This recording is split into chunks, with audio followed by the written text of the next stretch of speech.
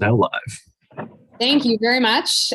Good afternoon, everyone. Happy rainy Tuesday here in Annapolis, if you're zooming into Annapolis. But today is Tuesday, December 6th, and we are here for the first Joint Committee on Pensions meeting of late 2022. I'm joined by my co-chair, Delegate Brooke Lehrman, and members of the House and Senate Joint Committee on Pensions. We have a full agenda today, and I want to welcome everybody and thank them for their time. And kick it over to my co-chair, Chair Lehrman. Thank you so much, Madam Chair. It's great to be here. Thanks to everybody for joining today. As usual, we will have a series of hearings on the Committee on Pensions this month to go over potential legislation, to go over our evaluations, and to learn more information about how our pension system is doing. So today we have a packed agenda. We're going to be going over board requested legislation. This is legislation that the State Retirement and Pension Committee Board has requested. We're going to learn about the actuarial valuation and contribution rates.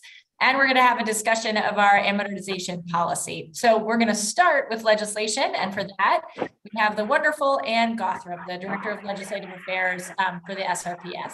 Thanks for joining, Ann. Thank you, Madam Chair and members of the committee. Let's get started. We have 3 proposals for you this year. The first is a technical correction that would clarify our existing practice that we already do. Right now, the law allows for the distribution of member contributions of a deceased former member if the member was vested in the several system, one of the several systems at the time of their death. The agency also distributes member contributions if the deceased former member was not vested. But because the law is silent with regard to non-vested deceased former members, we're recommending legislation that would codify our existing practice. Any questions on that? And folks, we are a little rusty on Zoom probably after election season, but you can always utilize that hand feature if you do have a question for Ann. We'll take them one at a time. Okay, Ann, you're good to go.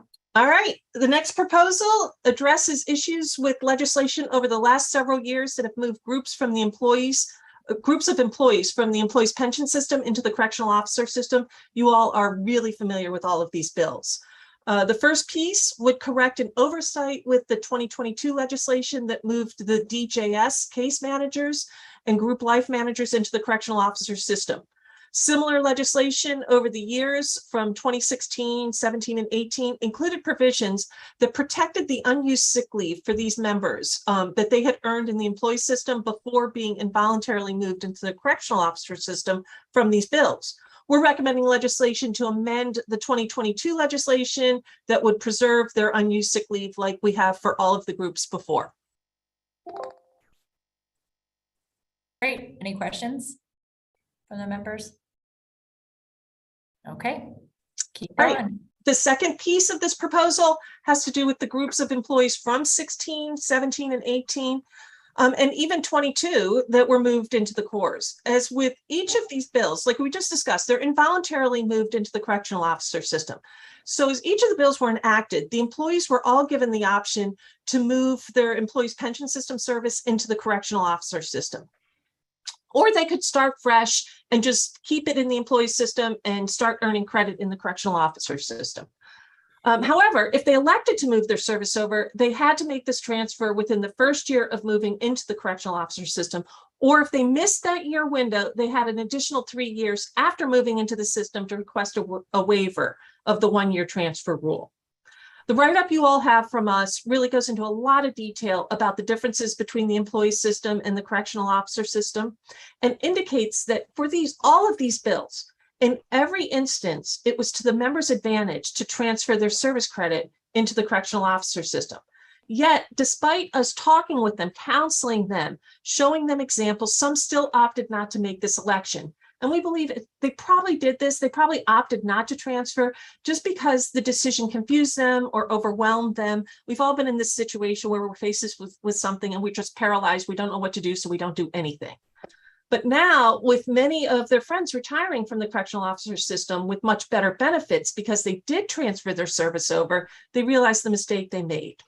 So the proposal we have before you today would say instead of making the default that we are not going to transfer you in, we are recommending legislation that would default everyone who hasn't transferred into the correctional officer system unless they reached out to us and told us they absolutely didn't want to move.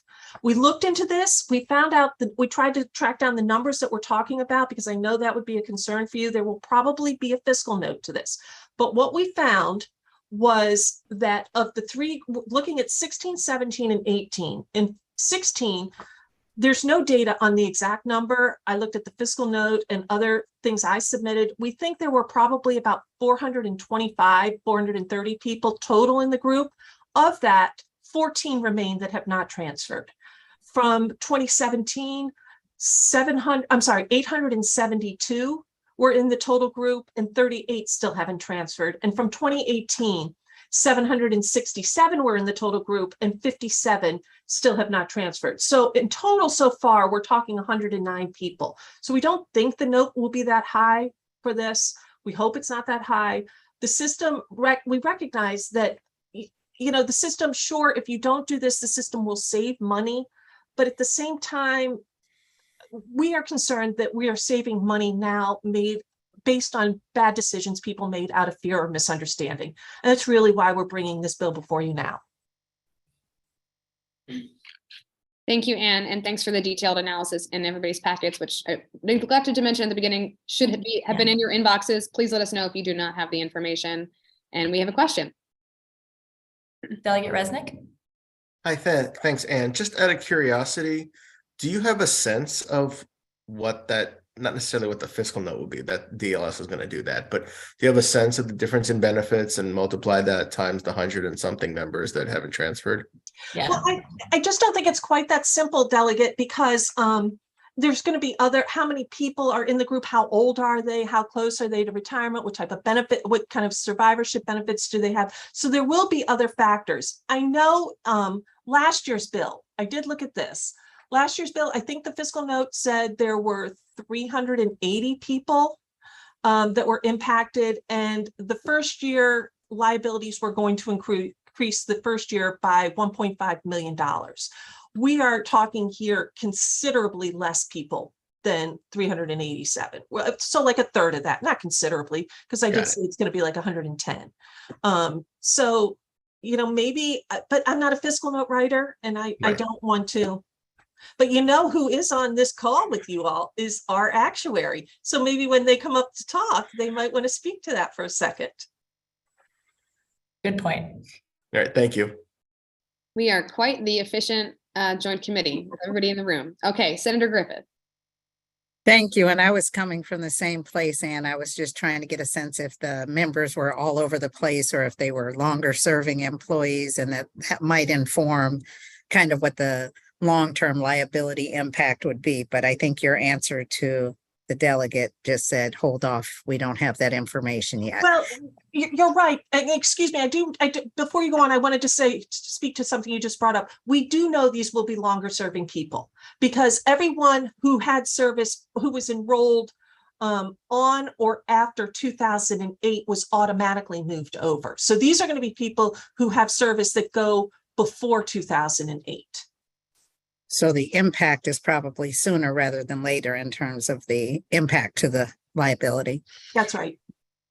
Okay. And the other thing, I know that you all do a fantastic job with educating and sending out information. Is there something else we should be doing to communicate with folks so they see the opportunity when it's presented?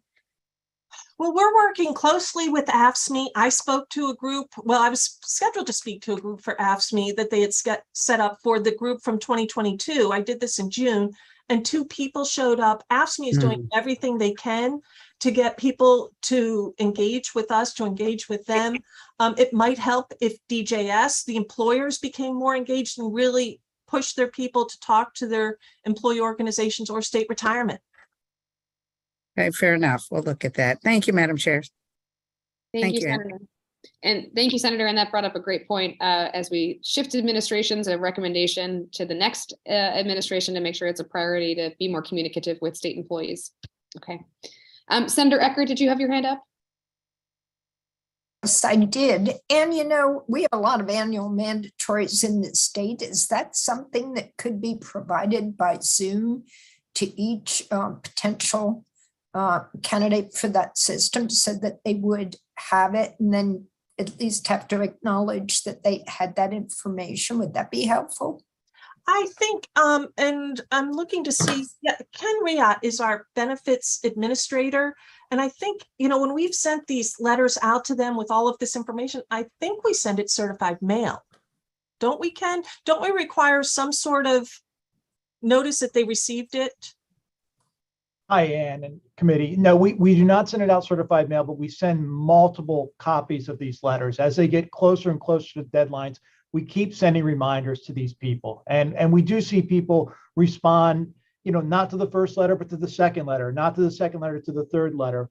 But as Ann pointed out, we do have this group that has never acted, and whether that's out of just paralysis or whether they never got the letters, we would like to try and go back and correct that now. Thank you. Thank you, Senator. Okay, Ann, that's all our questions on this piece of legislation. All right, our last one has to do with our administrative fees and the amount and timing of the billings. So our last proposal addresses, like I just said, these fees. The current process of billing the participating employers of the system is based on the allowance that the governor includes in the annual budget bill each year when it's introduced. The rate for all of the participating employers must be certified by February 1st, right after the budget bill is introduced. So right from the very beginning, we know that there are going to be problems, that what we are certifying to the participating employers, that what they owe us is going to be incorrect. I mean, we'll have to make adjustments in the second fiscal year following the first fiscal year that we are billing them for. So as I pointed out again in my write-up, other adjustments that will also have to be reconciled in that second future fiscal year include any budget amendments that the agency may request throughout the upcoming year, or any budget amendments resulting from state personnel changes by DBM. These adjustments must be tracked by the agency and DBM to ensure that in the second following fiscal year, a participating employer is either billed for extra funds that the agency needed throughout the current fiscal year, or they're reimbursed for any funds that we had left over at the end of the year. This process, obviously, from the way I've just described it, it's really onerous for both the agency and DBM to keep track of this. We're proposing simplifying the process by recommending that the administrative fees be certified in September of each year, using the actual amount of agency expenditures from at the close of the previous fiscal year. So right now, using this year as an example, we would have billed our participating employers for an administrative fees based on what we spent on at the close of June 30th of this year. We know this will still result in some adjustments having to be made in the future, but we think now it's only going to be this one adjustment between what we actually certify and what we spend, because by doing it this way, we will be factoring in the budget amendments that will have taken place throughout the fiscal year that would no longer need to be reconciled. Additionally, we think by certifying the rates for local participating employers in September for the upcoming fiscal year will give these employers an additional 4 months to really budget and plan for how they're going to pay for our administrative fees.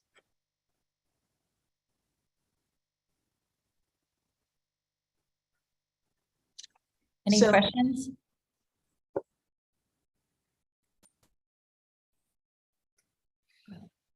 Okay. Wow. Great. I hope session is this easy. You were so speedy and so clear. No, they're all very sensible. That's great. Any comments or questions for overall for Ann on these or anything else? I think we're losing her after this, so. I'll still be here, but. Okay, great. Do you want to introduce the next panel? Sure. Thank you, Ann. So next we have our 2022 actuarial evaluation and 2024 contribution rates discussion. With us, we have our executive director of SRPS, Marty Novin. We have Brian Murphy, senior consultant with Gabriel Roeder Smith and Company, and Amy Williams, also a senior consultant with GRS. And Marty, however you'd like to move forward. Yes, thanks. I'll try to be very brief like Ann, and hopefully it's clear. I will also just say a couple comments before I turn it over to the experts to kind of run the show.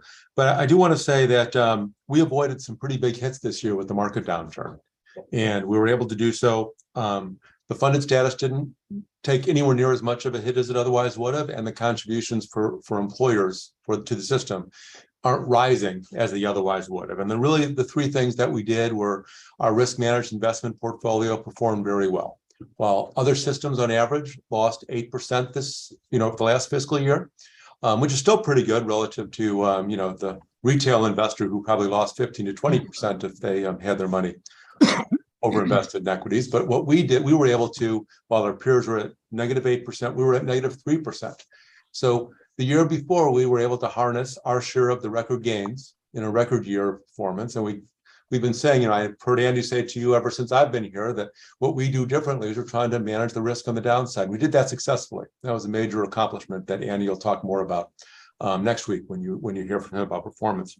The 5-year smoothing that's in state law was very, very helpful because we're able to use some of those excess returns, and that helps smooth the funded status and also the employer contributions. And the fact that last year we lowered our assumed rate of return to 6.8% in a year when we could do so without increasing the unfunded liability because of those returns, and also we didn't overall increase employer contributions. So if we had to do that this year when we've already had a hit, that would have resulted, it would have been a pretty negative impact on both our funded status and our employer contributions. So we have a lot of things that are working, a lot of things that work the way they're supposed to during this last downturn. The one thing that's missing, the final piece of the puzzle, really is this amortization policy. Because as we get closer and closer to the end of the funding period, that becomes harder and harder to manage if we do have downturns. And these tools we have that have worked so well so far won't work so well forever if we don't make some changes. And so I want to thank staff. They've been great to work with. We've talked to them in the interim. I want to thank the actuaries for working so hard on this and doing such a good job. They have spent a lot of time with our board. We feel very strongly about the direction we're going. And I know the actuaries have also talked to each other. So I think we're kind of coming in on a great idea and some great solutions. And I appreciate all of you taking the time to discuss this. And with that, I'll turn it over to the experts to do their thing. Thanks, Brian. Okay, thank you. So I'm Brian Murphy, and with me is Amy Williams. As Mr. Novin said, we're both with Gabriel Roder Smith and Company. Let me do a sound check first. Is my voice coming through okay? Good. Okay, so Amy and I have kind of a tag team match set up for you folks. We're each going to talk about various sections of the report, flipping back and forth. I'm going to start really with the table of contents, and I think that Phil was going to share the screen. So go to the next slide, please. Well, yeah, there we are. So the table of contents looks like we have about 7 things here, but really, there are really 2 parts to this, as Mr. Novin said. First, the actuarial valuation results. Second, the discussion on what we call amortization policy. So the first 6 bullets there, background, data, and so forth. That's what we'll take you through the valuation. We'll talk about, what contribution rates have to be for the coming fiscal year and that sort of thing. And then there's sort of a stop, and then we'll go into amortization policy. Feel free to ask questions at any time. I will be glad to take them as best we can. And so with that, maybe let's move on to slide 4. The purpose of the actuarial valuation, I guess I would remind you that actuaries are kind of very narrowly focused experts. So to us, these terms that we're going to use, they're like just bread and butter and applesauce for us. We know exactly what they mean, but we're going to try to put it into terms that people will understand who aren't as narrowly focused as we are. So actuarial evaluation is the first thing. What is that? That's where we look at the assets of the retirement system and the liabilities, and we try to look at all of the people in it, and we try to say, given what we know about the assets and their potential for future returns, given what we know about the people and the benefits they're going to get, how much money is it going to take to fund this retirement system? That's the fundamental question. That's what we try to answer every year. So the purpose is, first of all, measure the financial position. How are we doing with respect to our goals? Second, tell the board what the state and PGU contribution rates have to be. PGU stands for participating governmental units, the various municipalities that participate in the system. Next thing is financial reporting. Like everyone else, the retirement system needs to report. And so they reported in connection with a standard called GASB 67, Governmental Accounting Standards Board. Then the employer of the state and reports with regard to what's called GASB 68. We also prepare that information, and then that's taken and it becomes part of the retirement systems ACFR and the state's ACFR as well. And then finally, purpose of the evaluation is to analyze experience over the last year. Things always change, and we try to tell you why they changed, because I think that's a good question. If someone says, well, you know, you've got $500 less in your checking account than you had last week, you want to know why. And so that's what we're going to try to do here. So next slide, please. So funding objectives, you know, what is this all about? Well, I mean, the primary objective, of course, is benefit security. You know, hundreds of thousands of people depend on us for their future retirement. That's a fundamental, you know, really it's a sine qua non. It's the objective that surpasses all others. We need to keep the promises that we make to the people that are participants in this retirement system.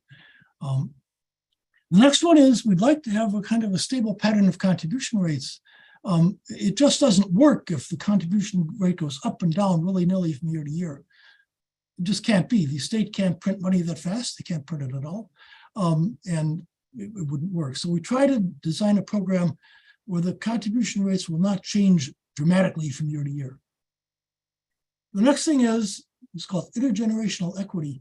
It really kind of means that ideally, each generation of taxpayers would pay for the retirement benefits of those people that serve that generation. So each generation pays for itself.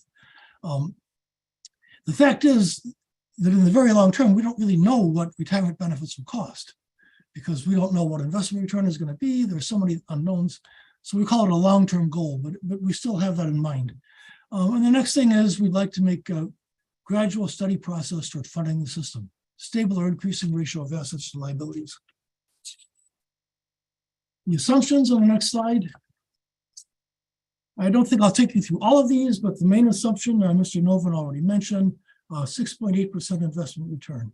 We're going to assume that each future year we get 6.8% return on all of our assets.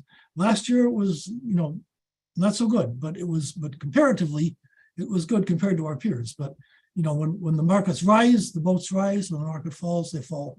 Happily, we fell less than a lot of them, and that's a very good thing for us. We smooth the assets. I think Mr. Novin already mentioned that. We don't want to let pure market value directly flow through to employer contribution rates, because if they did, it would be, as I said before, willy-nilly, where no one could keep up with the changes that happen so fast. Probably enough on that slide. The next slide, the variables affecting the results. I mean, the big one is the benefits. You know, what are we promising to pay these people? That's what it's all about. Actual past experience affects them. If we make money in the assets, that helps bring things down. If we lose money, it brings things up.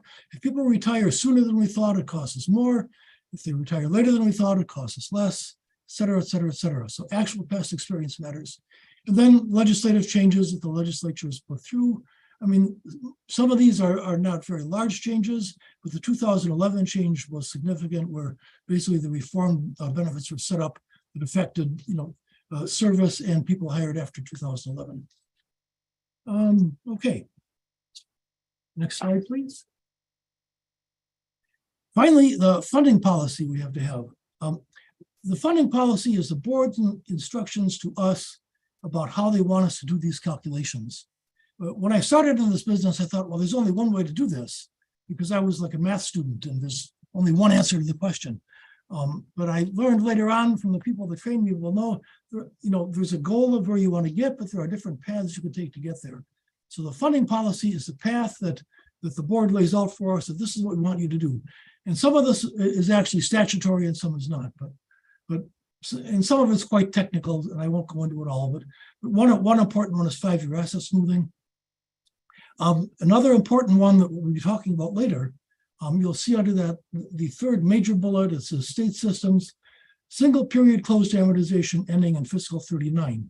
So that means that we want to have all of our liabilities 100% funded by June 30th of 2039. And as Mr. Novin said, that's enabled us to have relatively stable contribution rates from when the policy started. I think that was from the 2013 session through now. But as time passes and the assets grow and the funding period shrinks, gains and losses on the assets could have really dramatic effect on the contribution rates. And we said earlier that one of our fundamental objectives is to have sort of stable contribution rates. So we can't just let things like explode at the end. We have to arrange sort of a soft landing so that in 2039 things are working the way everyone would expect, and we get there without having dramatic changes in rates from time to time. That's why the last bullet there says we need to reconsider this amortization period, this policy, once the remaining period falls below about 10 to 15 years. It's right now at 16, so we're at the point where we really do need to think about this carefully. And I think with that, I'll turn the baton over to Amy, and she'll pick up and start talking about the data that we looked at and all of the people. And as the slide is turning, I will just say that we talk about the participants first because they're the most important thing. A lot of people talk about the money first, but we like to talk about the people. The system is about the people. So Amy? All right, thank you and good afternoon, everybody. Next slide, please. One of the key inputs into the actuarial evaluation is the participant data, and we've summarized the participant data for the actuarial evaluation on this slide. However, we do receive a participant record for each and every participant that's currently participating in the system as of the valuation date, and that is the starting point for our calculations. So on this slide right here, we do have a comparison of the demographic data as of June 30th, 2022, the most recent valuation, and June 30th, 2021, which was last year's valuation. And then in addition, we do have a summary that's splitting out the information for the state systems and the municipal systems, or the participating governmental units, PGUs. So if we focus first on the total columns, the first section at the top is the participant counts by status at the valuation date. So the first is the active members. So there are about 194,000 active members participating in all of the systems as of the valuation date. There was an ever so slight decrease in the number of active participants from last year to this year, or a decrease of about 0.1%. Next, we have our vested former members, and those are members that are not currently working, and they're also not yet receiving a benefit. However, they are entitled to receive a benefit in the future. Then finally, we have our retired members and beneficiaries. So those are participants that are currently receiving a benefit from the system. And there was an increase in the number of retired members from last year to this year of about 1.7%. So the total membership of the systems is over 400,000 participants, increased from last year by about 0.5%. The number of active members comprises slightly less than half of the total participant count. And the municipal system participants are about 52,000 of the total 414,000, and the remainder of the participants are in the state system. Next, in the middle of the slide, we have the total valuation payroll. So that's the total payroll for all the active members as of the valuation dates. So the total valuation payroll increased from about 12.8 billion to 13.2 billion from 2021 to 2022, which is an increase of about 3.5%. Next, we have some average statistics for the participants. So the average age of an active member is about 46.5 years, with average service of 12.3 years. If you look at the different columns between the state and PGU, you can see that the average active member for the state systems is slightly younger, 46.1, compared to the PGU's 49 years old. And then the average service is also slightly higher, 12.5 years compared to the 11.3. The average pay increased by about 3.6%. So the average pay for an active member is close to $68,000. It is higher for the state systems, about $70,000 compared to the PGUs, about $55,000. The total retiree benefits is about $4.5 billion, increase of about 5.9% compared to last year. There's two reasons for the increase. One reason is that there are more participants receiving benefits, more retired members.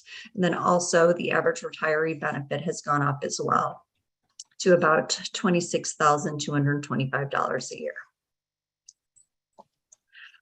Slide 12, please. So the next input into the actuarial valuation is the financial data or the assets.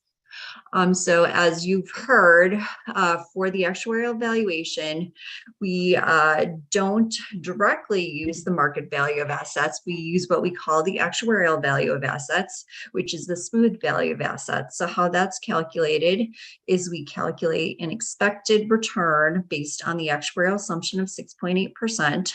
And then we look at what the actual investment return is. And the difference between the expected and the actual is a gain or loss. And then we smooth or recognize that gain or loss over a 5-year period in order to get a smoother asset value, which we call the actuarial value of assets. So this graph right here, we have a comparison of the actuarial value of assets and the market value of assets for each of the last 5 years. So the red bar, which is on the left of each of the pairs of bars, represents the actuarial value of assets, which is the smooth value. And then the green, which is on the right, represents the market value of assets. So you can see that based on the year, sometimes the actuarial value of assets is higher, sometimes the market value of assets is higher. And then that purple line is the ratio of the actuarial value of assets to the market value of assets. So if we look at the past 2 years, in 2021, the market value of assets was higher, the actuarial value of assets was lower, but that has changed for 2022. So in 2022, under the asset smoothing, the actuarial value of assets is higher than the market value of assets. And because under the asset smoothing, we have to fully recognize those gains or losses over a 5-year period, there is a difference of $1.5 billion between the two asset values that will be recognized in the next 4 actuarial valuations. Slide 14, please. Before we go into all of the actual numbers, we just have a summary here of really what happened the past year in terms of the actuarial valuation results. So there was a net increase in the contribution rates for the state systems.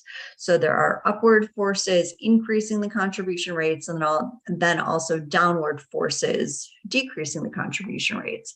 But the upward forces were more significant than the downward forces, which is why there was a net increase in the contribution rates.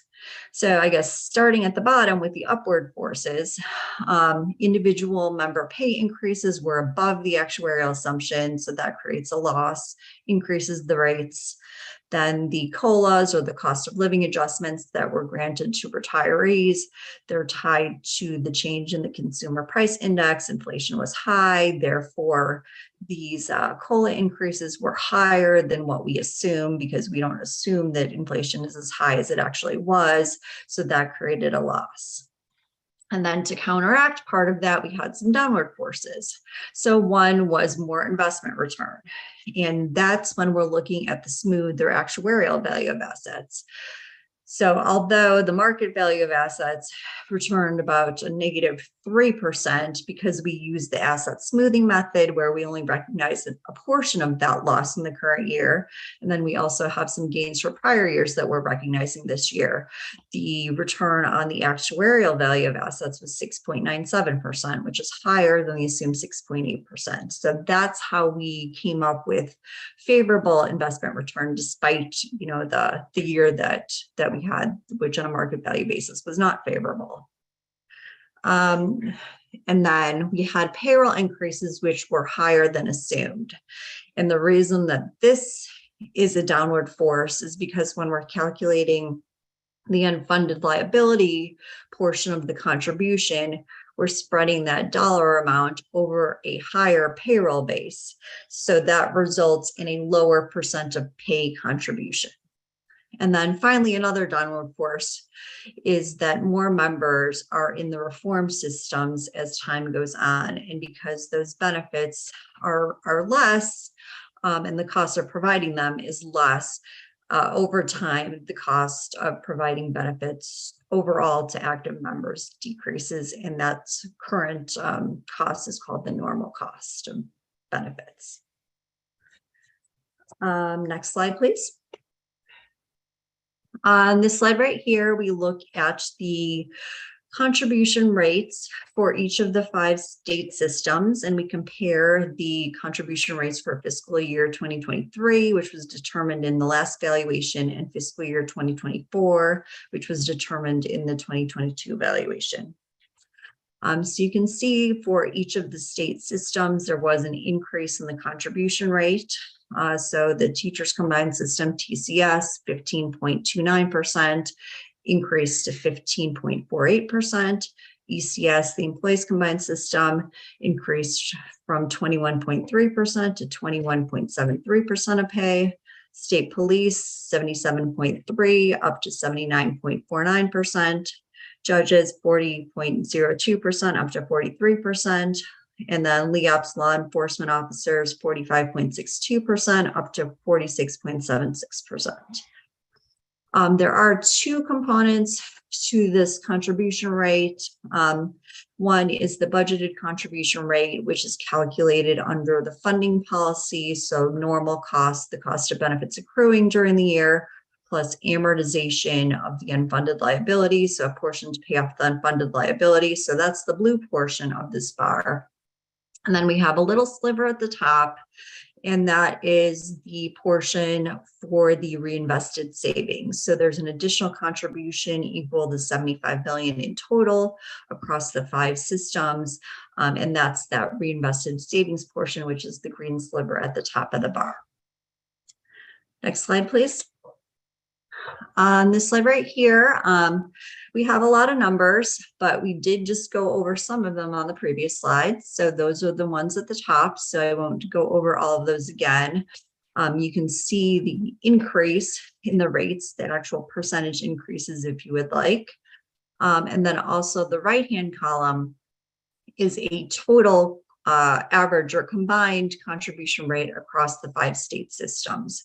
So on average, the contribution rate is 18.52% of pay, up from 18.21% of pay. So an increase of about 0.31% of pay between last year and this year's contribution determinations. This does include reinvested savings. The little section right below that is the contribution rates without reinvested savings, calculated under the funding policy. All the changes are about the same. The middle of the slide, we have the actuarial value of assets by system. In total, the asset value is 60 billion. You can see the asset values for each of the systems. The Teachers Combined System makes up about 2/3 of that, about 40 billion. 17 billion, about 25% of it is ECS, and then the remainder are the smaller systems, state police, judges, and LEOPS. Next, we have the unfunded liability. That's the difference between the actuary accrued liability and the assets. There was an increase in the unfunded liability for each of the systems from year to year for a total increase of 437 million. Towards the bottom, we have our funded ratios. That's the ratio of the assets to liabilities. In total, combined across the state systems, there was an increase from 76.2% to 76.6%, an increase of 0.4%. When we incorporate the municipal systems, that's the row below each of them, there's an increase from 76.9% to 77.2%. And then you can see that there are different funded ratios depending on the system, and that the municipal funded ratio is slightly higher than the state system funded ratio. Next slide, please. On this slide, we have our reconciliation to show why contribution rates changed the way that they did. We did have touched on all these components. The first is the investment return on the actuarial value of assets basis. It was favorable, so that worked to decrease the contribution rates. The next row, demographic and non-investment experience. The main driver there was the cost of living increases on the retiree benefits. That was the biggest reason that the contribution rates increased. We have our payroll experience, so that's the idea that higher increases in payroll compared to the assumption of 2.75% works to reduce the contribution rate.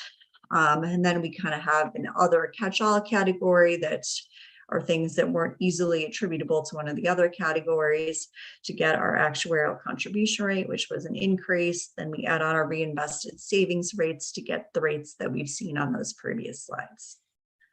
Next slide, please. On this slide right here, we show the allocation of the teachers combined system contribution to the local employers or the boards of education. They contribute the employer normal cost or the cost of benefits accruing during the year net of the employee contributions. So the contribution rate for the employer normal cost actually decreased from last year from 5.12% to 5.04%. That's the top line in each of those sections. And that's because of the effect of the reformed system. So the normal cost rate is projected to decrease over time. As a dollar amount, there is a slight increase, and that's because payroll has increased. So the local employer portion is estimated at $373 million for fiscal year 2023, about $380 million for fiscal year 2024. And then the state contributes the remainder, so predominantly the unfunded liability contribution. So that has increased. Next slide, please. On slide 20, so one more please, we have the municipal system results. This is about, the same as what we've gone over for the state, but just for the municipal systems, but they had, similar things in effect with investment returns, payroll experience, and so forth. So there were increases in the pooled contribution rates for ECS, municipal, and LEOPS. There was a decrease for the cores. And on average, in total, there was an increase. There were decreases in the funded ratios. They have slightly different funding policies than the state system, so that comes into play as well when looking at those results. So the funded ratio combined for 2022 is 83.8%. And with that, Brian is going to wrap up the valuation results. So before I go into the wrap up, let me just take a pause and see if there are any questions that you want to ask. Does anybody have any questions so far? I don't know. Looks like we're good. Excellent. Great, thanks. Okay, so moving on to slide 22. This just summarizes like everything excuse me, that you need to know. So this is the recommended budgeted contributions for fiscal 24 from the state employers.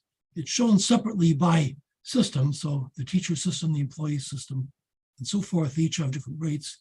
But in total, the total average rate is 17.88% of pay, which would correspond to $2,181 million. Excuse me. That's up about 30 basis points or so from the prior year, when the average was 17.55%. And we talked at the beginning about how the ideal situation is to have the contribution rate not change very much from year to year. And this is an example where it didn't change very much, and that's a good thing. The dollar amounts always change because they're percents of payroll, and the payroll itself changes. But we like the percents to be relatively constant. And so we're glad to see that they kind of are, even in the face of a year when, investment return across the country was certainly a challenge. And I think Amy already described the the local employers, the TCS local employers pay a portion of the contribution rate that's through their normal cost. And so the net amounts that the state has to pay will be 1.8 billion this year versus about 1.7 last year. And so those are our main recommendations, and those are the rates that I think the board would certify to the state. On the next slide, we have the same information for municipal systems. Just a summary of how those rates change from year to year. Once again, small changes. I mean, we'd like them to be no change, but life isn't like that. But happily, small changes under the circumstances. We're pleased with that. So for ECS, the employee system, the fiscal 24 rate would be 7.79% of pay. And that's what we call the pooled rate. All employers pay that rate. Then each employer might pay a special rate due to various special things that affected that employer. And then for LEOPS, 36.91 and core is 11.87. I think that might be all of the wrap up except for concluding comments. So the next slide, please. So concluding comments, experience in total was unfavorable. This maybe should have said a little bit or something, but anyway, without judging it, it was a little bit worse than expected, or not as good as expected, or however you want to say it, during fiscal 22. And that led to an increase in aggregate state employer contribution rates for fiscal 24. There's always a one-year lag between our evaluation date and when the rates are effective. Amy mentioned, I believe in her part, that right now what we call the actuarial value of assets is ahead of the market value, and so as time passes, that gap has to be recognized. That will cause some upward pressure on contribution rates over the next several years. Whether they will actually go up, we don't know, because we don't know what the future will bring anyway. There could be gains next year and so forth. We'll change that. The plan is for the state systems to reach 100% funded by 2039.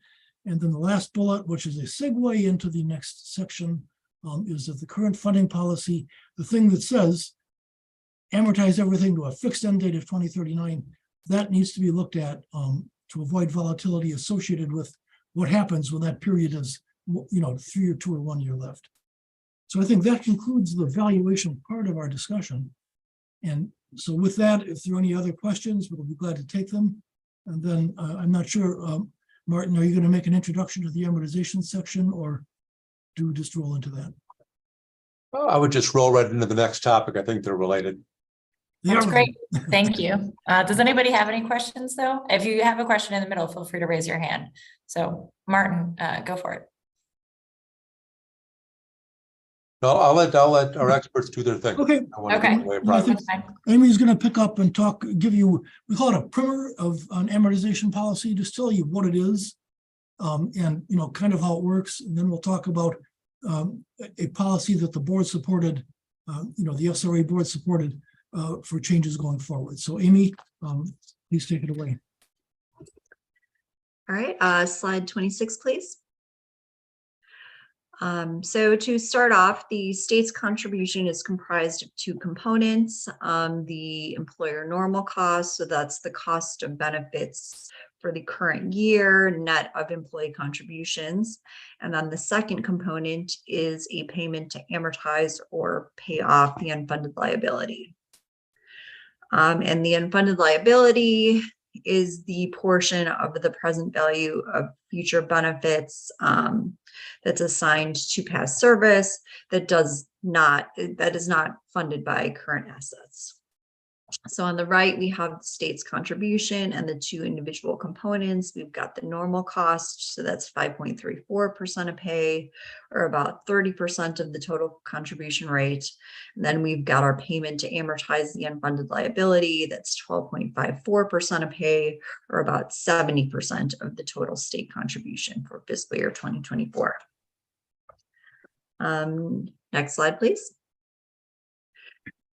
So the unfunded liability is amortized or paid off gradually over time. It's not something that you could really just pay off over, a 1 or 2 year period. So it's analogous to a mortgage on a home. So for each of the contributions each year. Part of it goes towards interest, part of it goes towards principal until the balance is paid off. However, there are some differences from a mortgage. So the unfunded liability and the payment is not fixed. It changes each year to take into account what has happened through the valuation date. So it incorporates actuarial gains and losses, which we talked about in the valuation section, any assumption or method changes and benefit changes. And then mortgage is typically calculated as a fixed dollar amount payment. However, for pension funding, the payment is typically calculated as 8% of payroll. So what that means is that the payment dollars are expected to grow over time because payroll is expected to grow over time. Next slide, please. On this slide right here, we have two graphs showing, in theory, if there's no gains and losses, what things look like over a period of time. So on the left-hand side, we've got three things going on in this graph. So the big blue portion is the unfunded liability balance. So that's expected to decrease as payments are made in order to pay it off. The little yellow bars that are at the bottom represent the actual payments that are made each year in order to pay off that unfunded liability balance, or the blue portion. And then that purple line, which goes straight across and then drops down, that's the unfunded liability rate. So in theory, if there's no gains or losses, that would remain exactly the same until it's fully paid off, the unfunded liability, and then it would drop to zero. However, reality is obviously different than theory. So in reality, there's going to be gains and losses each year, which is going to make that unfunded liability balance and those rates bumpy, as you know, is shown in this example right here. And then also at the end of an amortization period, the changes in the unfunded liability rates are really going to be magnified if you're trying to pay off or amortize something over a very short period of time. Next slide, please. So how the unfunded liability is amortized for the Maryland state system is dictated by the system's funding policy and the Maryland statutes. Next slide, please. So for the state systems, the unfunded liability is being amortized over a 25-year closed period, such that the unfunded liability is expected to be paid off by June 30th, 2039. Because we're using a closed period, that means that that period decreases each year from the first year that it was implemented. So as of the June 30th, 2022 actuarial valuation, there are 16 years remaining in this amortization period. For the municipal plans, they also have closed amortization periods. However, their target dates for 100% funded and their remaining amortization periods are a little bit longer, as you can see. Next slide, please. So the objective of the current policy for the state systems is to be fully funded by June 30th, 2039. When we do each actuarial valuation, we have to take into account what's known at that point in time and what's happened in the previous year to ensure that we're still targeting, being 100% funded by that 2039 date. So if everything happened as expected, like we were seeing in that graph, the objective will be met.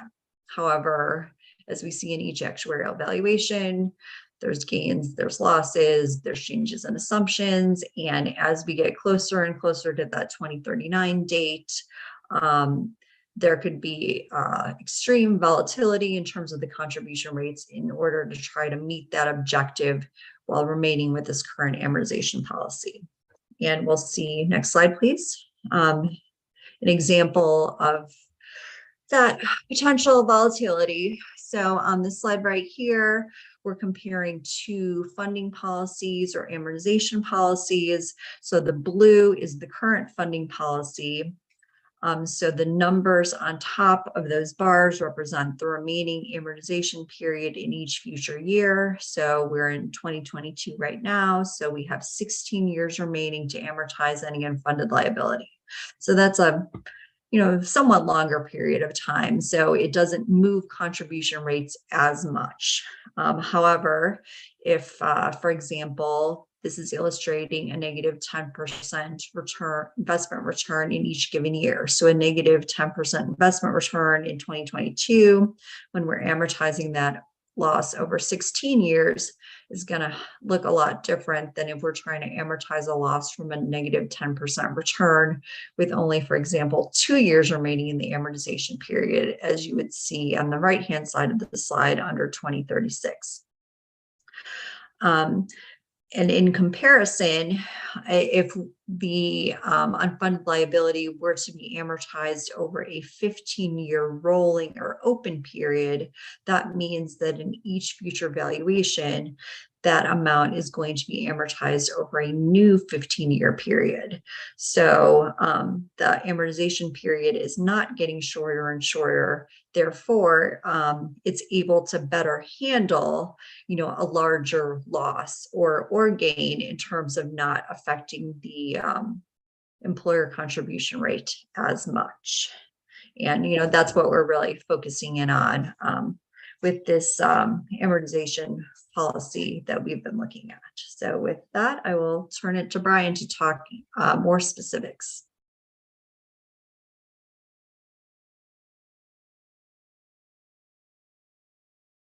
Brian, I think you're muted. Sorry, I was just saying, you folks are 57 minutes into this. You're doing great. We appreciate your kind attention. And I think now we're getting to the actual, crescendo of the scenario of, what we really want to tell you. If we focus on the slide for just a minute, there's sort of another issue going on here that I'll remind you about. If you move yourself forward to June 30th of 2037, and we're doing this valuation at that time, no matter what, we know at the time, we would say, well, this is going to determine the fiscal 39 valuation. And so that kind of means that if there were a significant loss in fiscal 38, you couldn't possibly meet the target by fiscal 39. There's no way to do it at all because the next contribution rate won't be set until the 38 valuation, and it will affect fiscal 40. So, as you approach the tail of this calculation, there are definite issues there. The one that Amy mentioned is really the crux of it. Look at that 1 year bar. If you had a 10% loss during fiscal 37, it would take almost 100% increase in contribution rates to get you funded by June 30th of 2039. And even then, you might not be able to do it because you have no clue what's going to happen in fiscal 38 or fiscal 39. So that's what we have to try to deal with here. So next slide, please. Now, there was a group of, there's an actuarial body called the Conference of Consulting Actuaries. And a bunch of these guys got together, guys and gals, got together some years back and developed sort of some model funding policies. They were thinking like, what should we do about this? And so they actually put out a document. I'll just hold it up to the screen here. Very nice document, and I can send a link for anyone who wants it. But it goes through the types of things that you can do and what would be the good ways to handle it and so forth and so on. And they developed policies they called model policies, acceptable policies, acceptable with conditions, horrible policies, and really, really, really bad policies. And they, and they're all laid out in there. So the ideal solution to the problem that Amy has laid out would be to move to a policy that is compatible with the guidelines of the Conference of Consulting Actuaries. And in addition, it would be nice if the board and staff had some flexibility to adjust to some extent as needed to kind of tamp down any other volatility that occurs. There was a series of meetings with an ad hoc committee in 2021 of the board, and they came up with a policy that they thought that they could support. Let's go on to the next slide and we'll talk about that. Now, in preface of the slide, I'd like to say that, generally actuaries prefer a closed amortization. They like to have an end date And by golly, they want to fund things right to that end date. That's really the ideal. And that would be sort of the model policy, if you have a home mortgage, you don't really want to fund that interest only. You'd like to know, well, when I'm 60, my house is going to be paid off. They can't kick me out unless I can't pay the taxes. And that's kind of the situation here. The ideal solution would be to have closed periods for everything, and then you know that you're going to be there. But we've seen the problem that already causes, or that's sort of married to that. And so we're going to talk about a possible way to do it, a little bit of compromise to the ideal, but one that still is sort of generally acceptable by the Conference of Consulting Actuaries white paper that I held up a minute ago. So the first thing would be to do something soon. So the policy that they supported said, well, for the 2023 evaluation, we're going to change the way we do it. And the policy had several different parts. The first part was whatever the amortization, whatever the unfunded liability is as of June 30th of 23, amortize that straight down to zero. Don't compromise that principle that we want to be fully funded by June 30th of 2039. But the next thing is that we kind of know that, we don't always get the assumed rate of return. People don't always live and die when we think they should. Lots of things are going to happen that are not in accordance with our assumptions. So the second part of it is each year's annual gain or loss, we simply smooth over a 15-year kind of rolling period. We call that open or rolling, those are synonyms, with the idea being that gains and losses, if the assumptions are good, they should offset each other, and that should never be a big number that we're smoothing.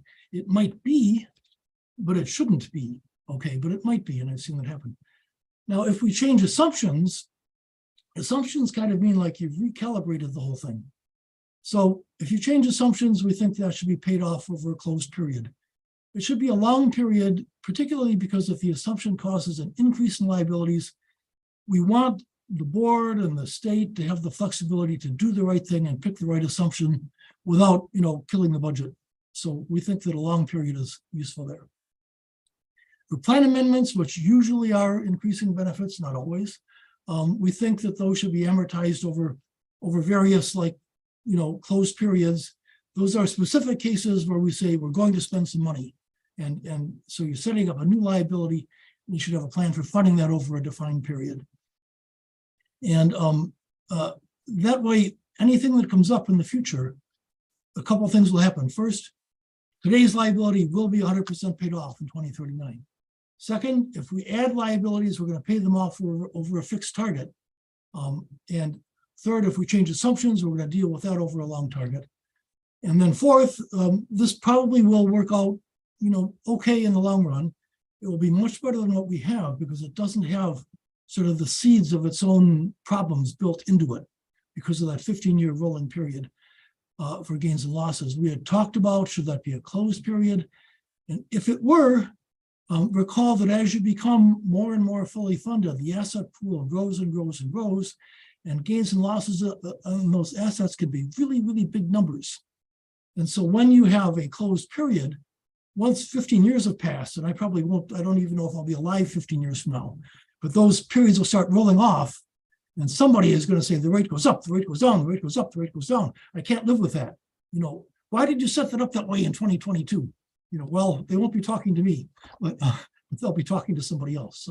So we thought an open period is best for that, sort of smooth things out over the long term. According to the CCA evaluation, this is acceptable with conditions. They never really define exactly what the conditions mean, except that the condition means that it's that because of the structure and the nature of your system, that's kind of what it takes to make it work. And so we like this policy generally.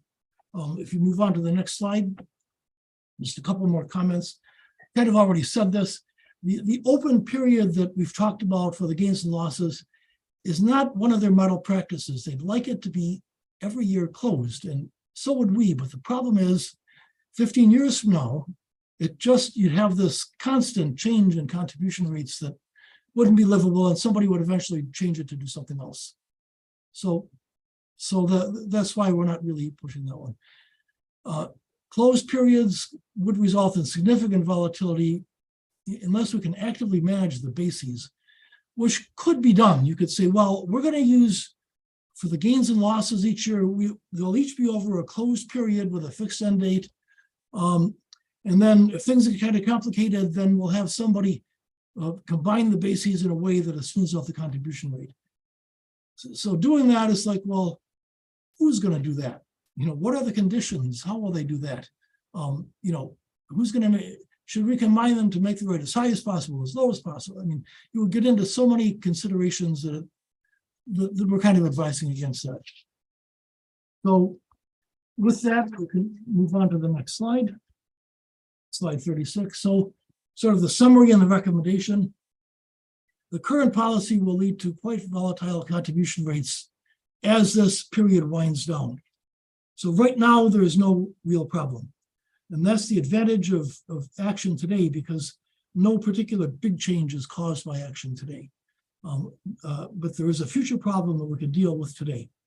So in the near future, the supported policy can moderate extreme contribution rate changes due to actuarial gains and losses.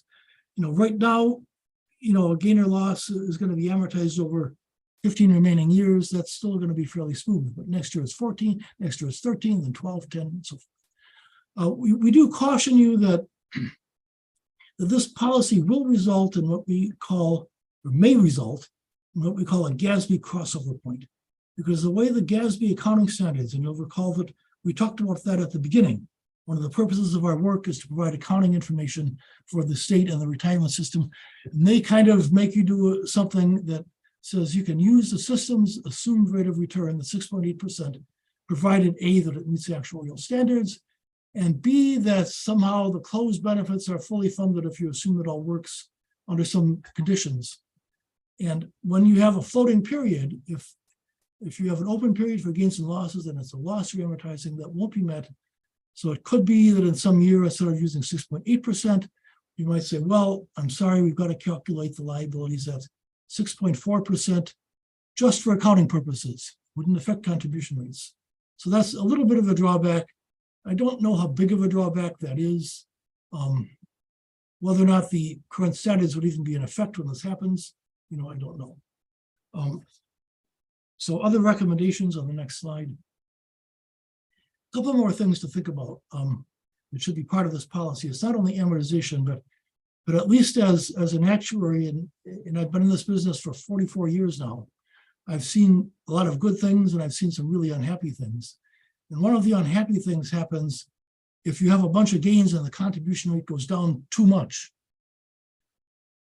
And this happened in the plan that I worked on. The normal cost, it was a police and fire plan. It was 20% of pay. And in the 90s, there were so many gains that the contribution rate dropped. It would have gone to zero.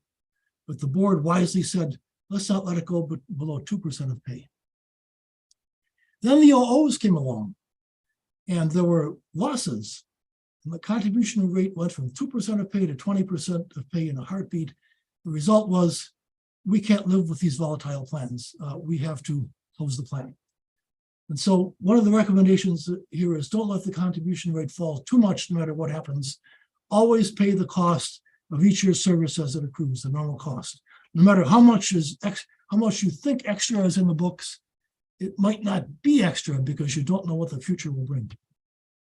The second one is, depending on exactly how the statutes are written, there may be a need to maintain some flexibility to adjust the policy without going back to the legislature every couple of years. It depends on how it's written and what's done. The next one is that as we approach that magic date of 2039 and we start getting so close to fully funded, think about the amount of risk in the portfolio and the potential mismatch between assets and liabilities and things that we can do to actually nail down benefit security for future generations and reduce our level of risk. And then finally, coordinate the municipal policy with that for the state. Amy talked about there were different periods involved for the municipal, and that's all part and parcel of the whole package. But I think the next couple of pages are standard disclosures telling you what they tell you. And at this point, I think we can end this part of the discussion and then ask for any discussion you folks would like on either the valuation and amortization or anything else. be glad to talk for the rest of until 4 o'clock. Well, even longer if you want. Thank you. Generous offer, but I think That was interesting. Thoughts, questions? It's a lot of information. Interesting things to be aware of, though, over the coming years. No questions. and important. We're not going to make any decisions today. This food for thought, and it's a concept I know that folks have been considering for over a year now. It's been well thought out, and I know Ann or Martin or any of the consultants would welcome any one-on-one conversations with members if they'd like to dig deeper. Yeah. Great. Tom. Just to introduce myself, my name is Tom Viceni. I'm an actuary with Bolton. We work for the Department of Legislative Services, and they did ask us to spend a few minutes looking at the proposal around the amortization changes being made for the policy. So we just wanted, if it's okay, just to weigh in and let you know what our thoughts were. Please. So our main thought was, everything Brian and Amy said, we pretty much agree with. We think the current policy is going to get you in trouble down the road, just as they demonstrated in their charts. We generally like the way the amortization policy is being suggested for the amendments and the assumption changes with closed amortization periods. The periods seem reasonable and within the actuarial guidelines as portrayed in the white paper that Brian was talking to. The only part of a little bit of difference is whether the gains or losses should be amortized over a closed or open period. And we think that, as Brian pointed out, the CCA model policy would be to use closed periods for those. And essentially you establish a new closed period every year. So after 15 years, you would have 15 different amortization bases, all in different stages of being written down. And that's where, as Brian pointed out, you can get some volatility. Because if you can imagine, you have a gain base and an offsetting loss base, they could net to close to zero in 1 year. And then the next year, one would go away and you'd have a big either decrease or increase. And that's the volatility Brian was talking about. And what that's weighed against is the idea that with the layered bases, which is what the model policy is that you have more transparency. So you can say, oh, okay, I know exactly where this level of this contribution element came from. It came from something that happened in 2027. There was a big investment loss, or there was a change here or a change there. So you have that transparency that you can trace back. The other part of it is that it does, again, ideally you wouldn't have too much volatility, but there can be, as we just saw this year with the way the investments went. So that has to be weighed against, as Brian pointed out, this transparency versus the volatility. And that's really where it comes down to as far as what you want to look at. One thing we did want to mention, Brian had pointed this out on slide 34, where it said that this wasn't the policy being proposed is acceptable with conditions. And one of the conditions that the CCA white paper talks about is that if you have an extraordinary actual gain or loss, that you would pull that out and establish its own amortization base for just that particular event. So you would have amendments, assumption changes, extraordinary events, and then the regular actuarial gains or losses. And of course, it becomes tricky as to who decides what an extraordinary event is what threshold does it have to cross. So it makes just a little more decision making in terms of managing those things. So those are the big points that we wanted to just call out as we do this. The other is just, and every year, of course, as Amy pointed out in her review, there's gains or losses every year, no matter how much we'd like to say our assumptions are perfect and they're all going to match exactly what goes on. But if you picture a world where there is just a gain or loss this year and then nothing else for the next 15 years, under the proposed methodology, we'd still have about 20 or 30% of that gain or loss left after 15 years using the open method. So that's just in itself in isolation. So it just never quite gets to that full funding. Now, as was pointed out, hopefully good assumptions, good methodologies. They largely offset each other, and it's a small bit of noise, but it could be larger on certain years. So anyway, that's the considerations in addition to what Brian had put out, just sort of the other side of it. And it really comes down to how do you balance those things. There's not really a right or a wrong answer. The methodology being proposed is acceptable under the CCA white paper. So it's not a bad thing to do, just different considerations for you to think about. Thank you, Tom. We apologize for not calling on you or Jordan, but we appreciate your input here. Just a question about what you just noted in terms of who and how would we make a decision about an extraordinary event? Is there a best practice to point to, or does CCA have an opinion about process there, or who would be in charge of that decision making? So the white paper just throws it out there. It doesn't give you any guidelines. And Jordan and I were actually talking about that a little bit earlier today about what makes something extraordinary. So if you think about it, you have a very large liability and a very large asset, and the difference is relatively small. So is the extraordinary event measured against that difference between the two, which would make almost everything extraordinary? Or do you measure it against just the assets or just the liabilities, which would put it more in perspective? I think what you'd likely want to do would be decide some level of threshold. The investment returns from last year are a good example. It was a -3% return versus I assumed 6.8%. So a swing of almost 10% from what was assumed to occur. Is it a swing of 5% enough to do it? What's 4%? I think you'd have to look at it in terms of how much impact does it have on the cash contribution budgets. If it's more than 0.5% difference in percentage of pay, that might be a threshold. Now, I'm just making these up. Of course, these would have to be really calibrated to what the state looks at as important enough or big enough to take into account and establish on its own. Thank you. And if there are other models that work well, we'd obviously love to hear about them. Sure. Thank you. Brian? Yeah, I was just going to say that I appreciate the discussion from Tom. The issue of what to do if the gain base becomes particularly large is interesting. And that's why I kind of suggested ideally there would be some flexibility available to deal with unusual situations as they arise. But certainly you could set up a rule, maybe based on some modeling that says if the gain or loss base that you're amortizing exceeds 20% of liabilities or something along the lines of what Tom said, then you would close it off and just start afresh. There are different things like that could be done. I think having some flexibility would help to make that judgment, but if people wanted that in statute, I don't think that'd be a bad thing. That's helpful. Thank you.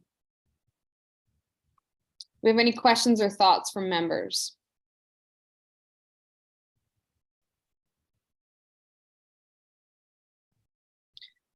And Philip, just maybe for our edification, what would be a next step in this discussion?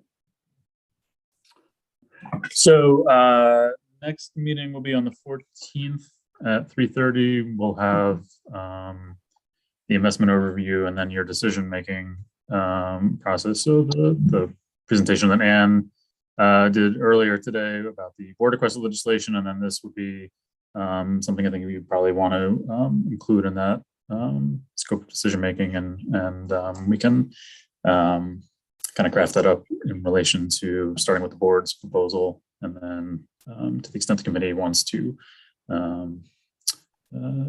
address those issues raised on the open versus closed policy. Seems that's really the only point of just where there may be different options, and depending on how you go there to do the active management or not. Thank you.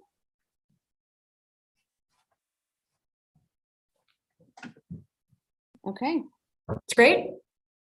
It's helpful. Good question. Any other questions, comments? Everyone's getting back into pension mode after campaign season. Awesome. Well, I think we can wrap up for today. We'll see you all next week, right? Yes. Sorry, go ahead. Wednesday the 14th, and the time will be at 3:30 Via Zoom. via Zoom. Correct. Thank you for your time. Well everyone. then, great.